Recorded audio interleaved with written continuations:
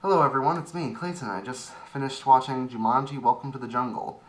Now, when you think of a reboot done by Sony Pictures, you automatically think disaster, especially since they don't exactly have the best track record after movies like Ghostbusters and the Emoji Movie, which I am putting on my worst films of all time list at this point. But surprisingly, it actually works as a movie. Despite all the trailers and despite all of the bad thoughts people would have with this movie, it actually ends up being pretty dang enjoyable with some great performances and actually well told story and an interesting way of how to handle video games in movies. But let's get to the story, shall we? The story is a direct sequel to the original Jumanji, which takes place in modern times, and it settles on four kids: Spencer, Fridge, Martha, and Bethany, who have all been sent to detention for various reasons. While they clean out a room to serve their punishment, they come across a video game cartridge that's actually the new version of Jumanji.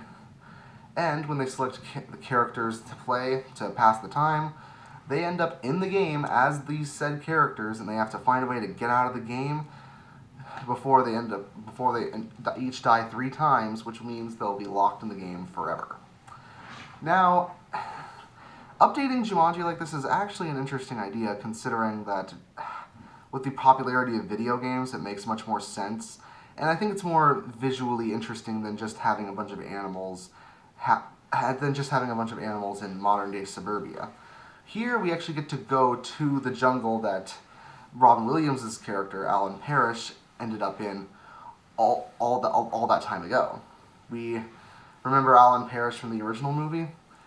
Yeah, well, turns out this is the jungle he ended up in when he was sucked into the board game that we never got to see before. So it's nice to see where exactly that was. But it's not just fan service that makes the film great. It's also the performances by the 4 lead actors. Dwayne "The Rock" Johnson actually plays against type, considering he has to play a kid who's scared while also trying to portray his badass persona. And he does it very well. Kevin Hart sort of has a typical performance for him. He's really loud, he yells a lot, but he has a lot of funny lines, and the material he's given is good enough for him to work with. Karen Gillan also does really well. I love most of her jokes that revolve around her wardrobe choices. Yeah, why would you wear clothes that skimpy in a jungle? That would never work. And it kind of makes me wonder how many people involved in this movie played a lot of video games before, because a lot of these jokes really hit home. But my favorite performance is probably Jack Black, who has to play a Snapchat-obsessed teenage girl in Jack Black's body. And he milks it for all it's worth. It's hilarious almost every time he speaks. And Jack Black still has it. No matter how old he gets, he still manages to get across a ton of comedy with his performances. As far as the other actors are concerned, they do alright. Nick Jonas is in the movie as well, and I don't really have an opinion on him. He was okay, not great, not terrible. The one problem I have with the film's characters is the main villain, Van Pelt. I get that they're trying to portray him as a cliche video game villain and they don't want to give him that much depth, but the problem is that it works against the film as well as it works with a established video game trope. Especially since he doesn't really become dangerous for our main characters to go against until the very end.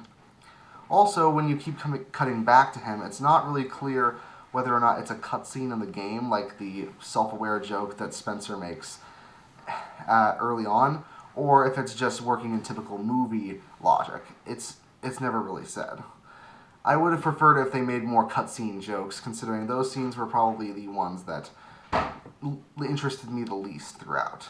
But whenever we're with our main characters and whenever they point out video game cliches, and whenever they just go through the different levels of this game, it's a lot of fun.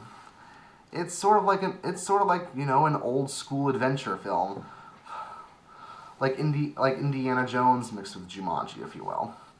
Plus, I actually think the visual effects were pretty good. I don't know if you've seen the original Jumanji, but the effects weren't that good back then, and they really are dated by this point.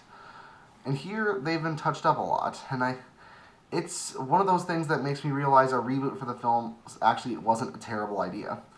So overall, it's a pretty fun watch. I definitely recommend it. I give Jumanji Welcome to the Jungle an 8 out of 10. See you next time.